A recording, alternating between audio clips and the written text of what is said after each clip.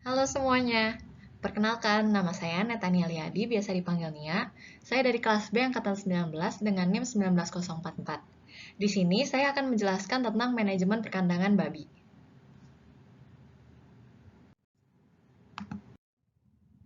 Kandang sendiri memiliki banyak fungsi untuk berbagai jenis hewan, juga termasuk babi.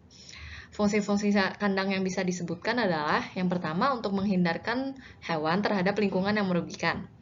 Yang kedua adalah untuk mempertahankan kehangatan dalam kandang di waktu malam atau dingin. Yang ketiga untuk mempermudah tata laksana. Yang keempat untuk mempermudah melakukan pengawasan dalam penggunaan makanan. Yang kelima untuk mempermudah melakukan pengawasan terhadap pertumbuhan serta kemungkinan adanya gejala penyakit. Yang keenam untuk menghemat tempat serta mengurangi pengotoran di sembarang tempat. Serta yang terakhir adalah untuk mempermudah melakukan pengawasan terhadap gangguan keamanan seperti pencurian, gangguan dari binatang buas, ataupun dari sesama kawan yang berbeda umur. Bagaimanapun juga, terdapat syarat-syarat yang harus dipenuhi agar kandang ini bisa mencapai efektivitas tertingginya bagi babi yang ada di dalamnya.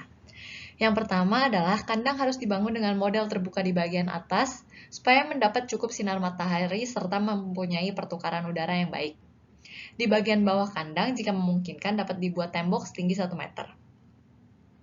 Lantai kandang sebaiknya dibuat dari dasar yang kuat dan jika memungkinkan dapat dibuat lantai semen. Tetapi usahakan jangan terlalu licin serta dibuat dengan posisi yang sedikit miring. Di samping kandang perlu dibuat saluran air yang berfungsi untuk membuang kotoran sewaktu membersihkan kandang. Lebar maupun dalam dari saluran air kurang lebih sekitar 25 cm dengan posisi yang agak miring dengan letak pembuangan kotoran yang agak jauh dari kandang. Atap bisa dibuat dari seng, tetapi sebaiknya terbuat dari bahan yang tidak menyerap panas, misalnya daun sagu atau daun alang-alang. Untuk luas kandang sendiri, bagi kandang beranak, bisa dibuat dengan ukuran 2,5 meter panjangnya dan lebarnya 1,5 meter. Untuk kandang ekor pejantan dengan ukuran 3 x 2 meter, serta kandang untuk babi berumur 3 bulan sampai 1 tahun dengan ukuran panjang 1 meter, serta lebar 1 meter untuk setiap ekor.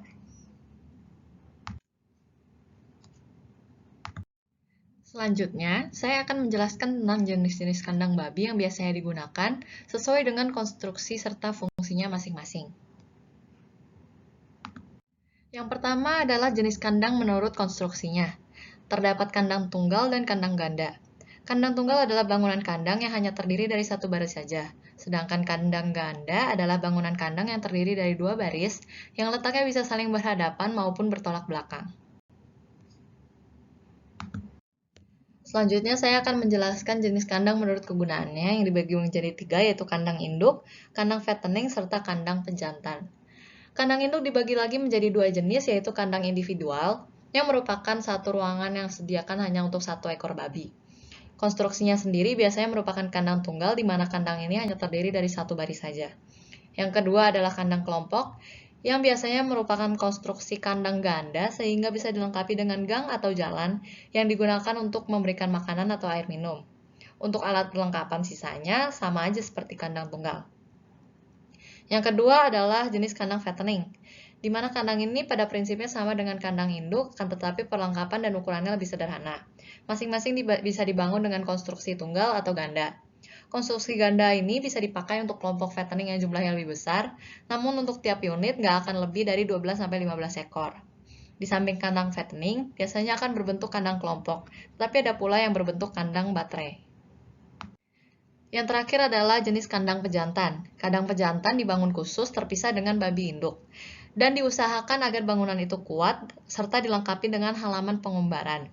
Hal ini dilakukan agar pejantan bisa bereksersis, serta bisa melihat-lihat babi betina dari halaman.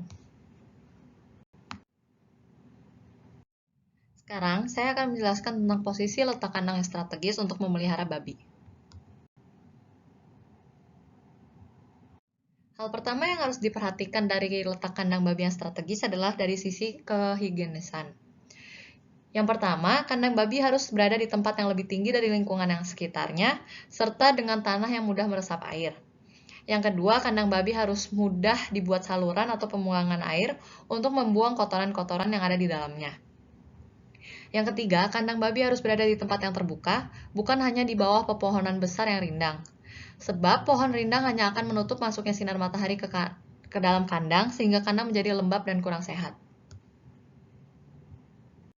Hal kedua yang harus diperhatikan dari letak kandang ini adalah dari sisi sosial ekonomis. Yang pertama, kandang harus dekat dengan sumber air, dekat dengan sumber bahan makanan, mudah dicapai kendaraan, serta harus dekat dengan peternak dan dengan area perluasan. Yang terakhir, kita akan beralih ke kelengkapan kandang atau apa-apa saja yang diperlukan di dalam suatu kandang babi yang memadai. Yang pertama, kandang harus memiliki ventilasi yang baik untuk jalannya udara bersih yang keluar masuk. Yang kedua, kandang harus memiliki dinding, atap, dan lantai. Yang ketiga adalah pintu kandang untuk keluar masuknya babi. Yang keempat adalah bak air untuk tempat minum serta bebersih dari babi ini sendiri. Yang kelima adalah tempat makan serta minum. Dan yang keenam adalah bak penampungan kotoran. Keenam hal ini adalah hal-hal penting yang harus diperhatikan dalam pembuatan kandang babi.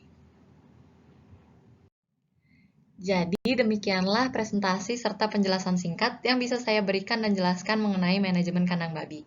Semoga bermanfaat. Terima kasih telah mendengarkan.